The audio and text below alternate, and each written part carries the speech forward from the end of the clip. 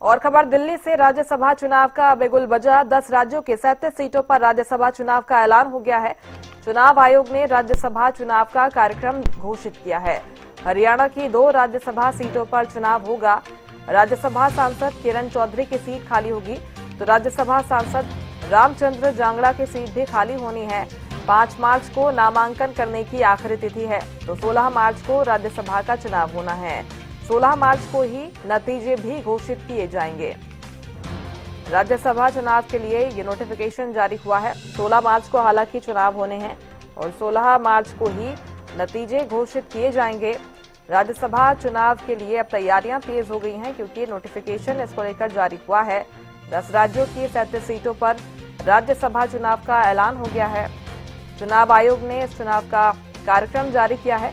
हरियाणा की 2 राज्यसभा सीटें भी हैं जहां पर चुनाव होगा, क्योंकि राज्यसभा सांसद किरण चौधरी की सीट खाली हो रही है और राज्यसभा सांसद रामचंद्र जांगड़ा की सीट भी खाली हो रही है। इन 2 सीटों पर हरियाणा में राज्यसभा चुनाव होने हैं। 16 मार्च को राज्यसभा का चुनाव होगा और इसी तारीख को परिणाम भी आने हैं। 16 मार्च को ही नतीजे घोषित किए जाएंगे।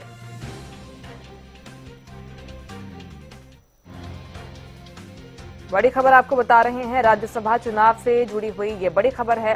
चुनाव आयोग ने कार्यक्रम चुनाव को लेकर जारी किया है। हरियाणा के 2 राज्यसभा सीटें इसमें शामिल हैं जहां पर चुनाव होने हैं, क्योंकि राज्यसभा सांसद किरण चौधरी की सीट खाली हो रही है। रामचंद्र जांगड़ा की सीट भी खाली होने जा रही है। 5 मार्च को नामांकन करने की आखिरी तिथि होगी, तो 16 मार्च को राज्यसभा का चुनाव होगा। 16 मार्च को ही नतीजे घोषित किए जाएंगे। कुल मिलाकर 10 राज्य हैं और इन 10 राज्यों की 37 सीटों के लिए ये नोटिफिकेशन जारी हुआ है। यहां पर राज्यसभा चुनाव का ऐलान हो गया है और चुनाव का कार्यक्रम घोषित किया गया है। 2 राज्यसभा सीटें इसमें हरियाणा की भी शामिल हैं जहां पर चुनाव होंगे।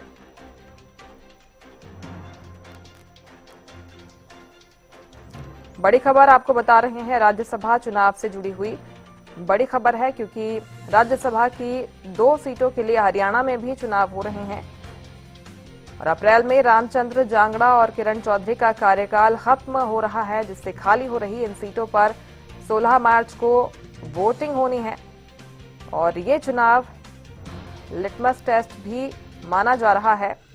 इसके लिए चुनाव आयोग ने ये कार्यक्रम जारी कर दिया है। निर्वाचन आयोग ने 10 राज्यों की 37 राज्यसभा सीटों पर चुनाव का ऐलान कर दिया है। इन सीटों पर 16 मार्च को मतदान होगा। अप्रैल में सांसदों का कार्यकाल खत्म होने की वजह से ये प्रक्रिया अब शुरू की गई है। आपको बता दें कि अधिसूचना 26 फरवरी को जारी होगी और नामांकन 5 मार्च तक भरे जा सकेंगे। मतदान सुबह 9 से शाम 4 बजे तक चलेगा और उसी दिन शाम 5 बजे से मतगणना शुरू होगी। अपराजिता श्रीफ ऑनलाइन पर ज्यादा जानकारी के साथ जुड़ गई हैं। अपराजिता, राज्यसभा चुनाव का बिगुल फूंक दिया है चुनाव आयोग ने, इसको लेकर जो कार्यक्रम जारी हुआ है और क्या जानकारी है, विस्तार से बताइएगा। बिल्कुल, देखिए जिस प्रकार से नोटिफिकेशन जारी कर दिया गया है, किसी जिन राज्यों की बात की जाए, यानी कुल मिलाकर जिस प्रकार से 10 राज्यों को लेकर नोटिफिकेशन जारी किया गया है जहां जहां राज्यसभा की सीटें खाली होने वाली है, यानी महाराष्ट्र, उड़ीसा, तमिलनाडु, वेस्ट बंगाल, असम, बिहार, छत्तीसगढ़, हरियाणा, हिमाचल प्रदेश और तेलंगाना।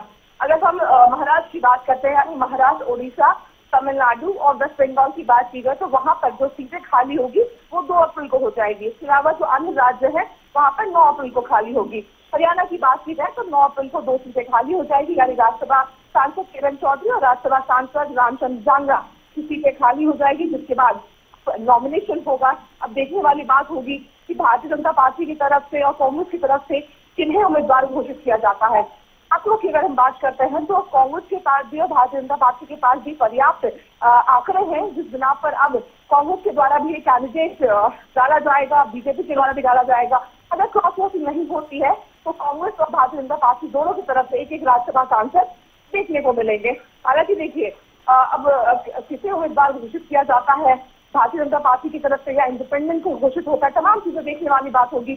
मगर ये तय है कि अब राजधानी दिल्ली से लेकर प्रदेश में अब बैठकों का दौर देखने को मिलेगा। जी बिल्कुल अपराजिता, और देश के बड़े चेहरे जो हैं वो रिटायर हो रहे हैं। महाराष्ट्र की जो कई सीटें हैं वहां के लिए नोटिफिकेशन जारी हुआ है। यहां से अगर बड़े चेहरों की बात करें, शरद पवार का नाम है, प्रियंका चतुर्वेदी का नाम है, रामदास अठावले जैसे बड़े नेता रिटायर हो रहे हैं। अगर हरियाणा की हम बात करते हैं तो रामचंद्र जांगड़ा का नाम है, किरण चौधरी का नाम इसमें शामिल है, अभिषेक मनु सिंघवी भी रिटायर हो रहे हैं। अब इन सभी के स्थान पर किन नामों पर मुहर लगेगी और किन्हें राज्यसभा भेजा जाएगा, ये तमाम अटकलें हैं अपराजिता। कुछ देखिए, क्योंकि दिग्गज चेहरे हैं जो रिटायर हो रहे हैं, अब ये भी देखने वाली बात होगी क्या रिपीट किया जाएगा या नए चेहरों को मौका दिया जाएगा, ये खुद में देखना दिलचस्प होगा।